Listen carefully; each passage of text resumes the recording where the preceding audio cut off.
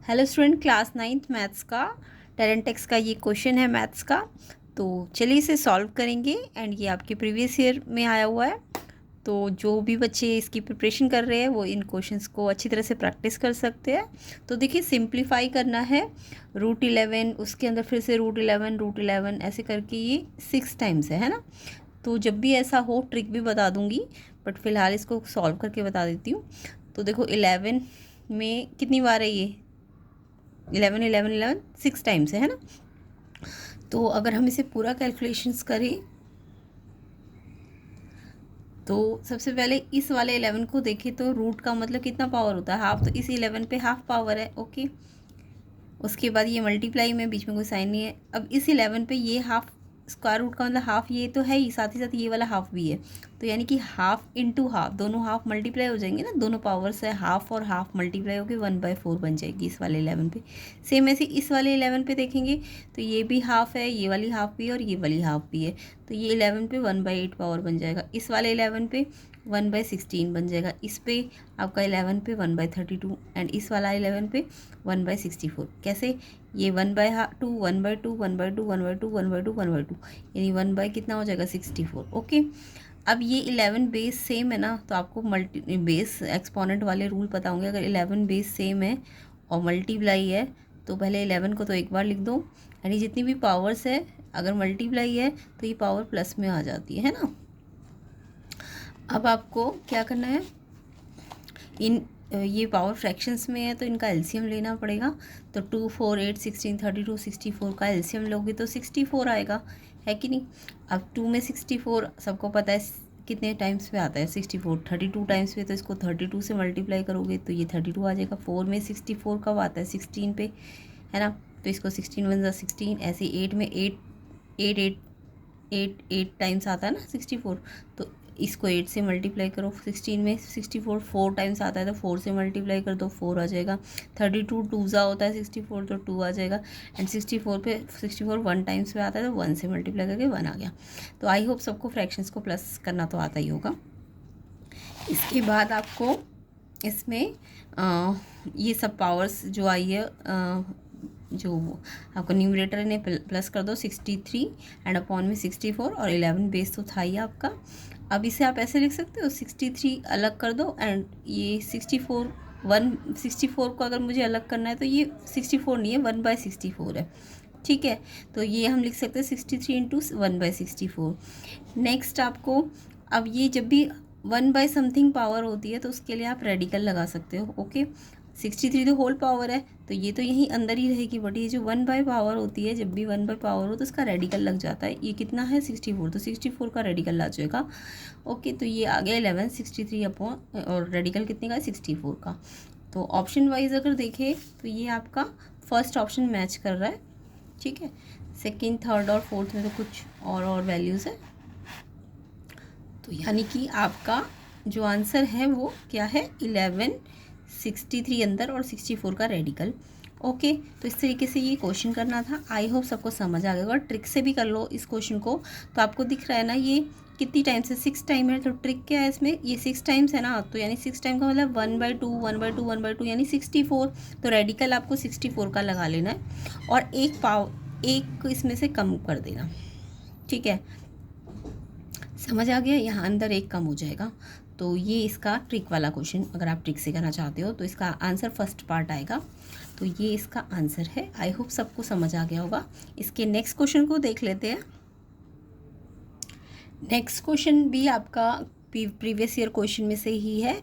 तो जो इस ईयर बच्चे प्रैक्टिस कर रहे हैं उनके लिए इम्पॉर्टेंट है बहुत ज़्यादा, और कॉन्सेप्ट भी समझने को मिल रहा है एंड डिटेल सोल्यूशन है। तो प्लेलिस्ट भी बनी होगी, आप चेक कर लेना, लिंक डिस्क्रिप्शन में होगा। तो देखिए इस क्वेश्चन को 2x = 4y = 8z ये आपको गिवन है, और ये भी गिवन है 1/2x + 1/4y 1/6z = 24/7। आपको फाइंड करना है z, ओके। तो क्वेश्चन समझ आ गया होगा। चलिए स्टार्ट करते हैं इसको।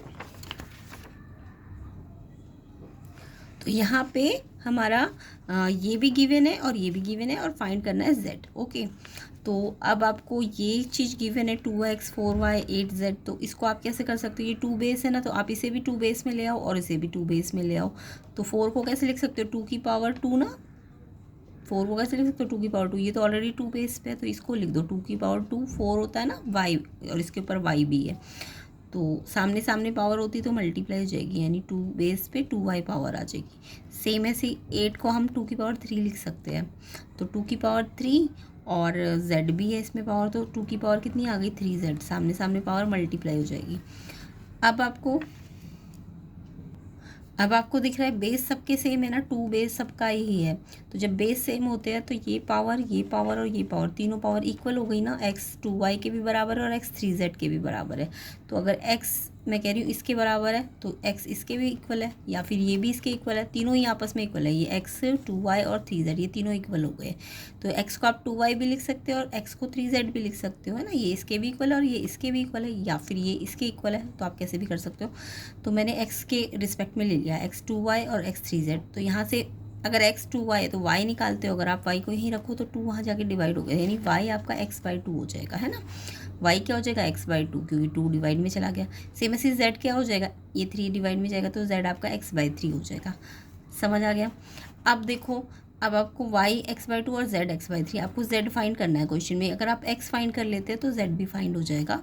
तो मुझे क्या करना है, जो मुझे ये दूसरा गिवन था 1/2x 1/4y 1/6z 24/7, इसमें x y और z इनको सबको x के रिस्पेक्ट में लिख देना है, ठीक है। तो ये मुझे गिवन है ना, तो x को तो x ही रहने दिया हमने, y की जगह क्या लिख सकते हो x/2, y की जगह हमने x/2 लिख दिया। 1/4 y मल्टीप्लाई हो रहा है ना 4 के साथ मल्टीप्लाई करो x/2 को, तो 2 से ये कट के यहाँ पे 2 आ जाएगा, कैंसिल हो जाएगा ना, 2 2 ज़ा। ऐसे ही ये 6 और z कितना है x/3, तो 6z मल्टीप्लाई हो रहा है ना नीचे, तो ये मल्टीप्लाई हो जाए और 3 से ये कैंसिल होकर 3 2 ज़ा। तो यहाँ भी 1/2x है, वहाँ यहाँ भी देखो 1/2x ही आ जाएगा, और यहाँ भी 1/2x आ जाएगा, और इक्वल टू 24/7। अब आपको मिल गया 1/2x 1/2x 1/2x equal to 24/7। अगर ये सेम ही है, लाइक ही है ना 1/2x 1/2x 1/2x, तो जब लाइक होता है सब कुछ तो प्लस करने में हम इनको 1 1 1, जब नीचे डिनोमिनेटर सेम हो तो एक बार डिनोमिनेटर लिख दो, तो ऊपर वाला एज इट इज़ प्लस हो जाता है ना, एलसीएम लेने की जरूरत नहीं पड़ती। 1 1 1 3 3/2x इक्वल टू 24/7। अब x फाइंड करना है, तो ये फ्रैक्शन है, ये भी फ्रैक्शन है, क्रॉस मल्टीप्लाई कर दो, 3 को 7 से मल्टीप्लाई करो 21, एंड 24 को 2x से मल्टीप्लाई करो 48x। अब x निकालना है तो 48 मल्टीप्लाई से डिवाइड में चला जाएगा, फिर ये 3 से कैंसिल हो गया, 3 7 जा 3 16 जा 7/16, तो x की वैल्यू आ गई। हमें x नहीं फाइंड करना, हमें z फाइंड करना है। z क्या था x/3, z आपका x/3 था, तो x की वैल्यू 7/16, और ये 3 नहीं है ये 1/3 है, तो x 1/3 से मल्टीप्लाई हो रहा है, तो x तो ये है और 1/3। अब ये 7 1 7 16 3 जा 48, तो कितना आंसर आ जाएगा 7/48। तो देखिए 7/48 आपका थर्ड वाला ऑप्शन है, फर्स्ट 7/16, सेकेंड 7/32, थर्ड आपका 7/48, तो हमारा आंसर 7/48 आ रहा है। और जो फोर्थ ऑप्शन है वो आपका था 7/64, तो वो तो आंसर होगा नहीं, 7/48 थर्ड ऑप्शन जो है, थर्ड ऑप्शन आपका करेक्ट आंसर हो जाएगा।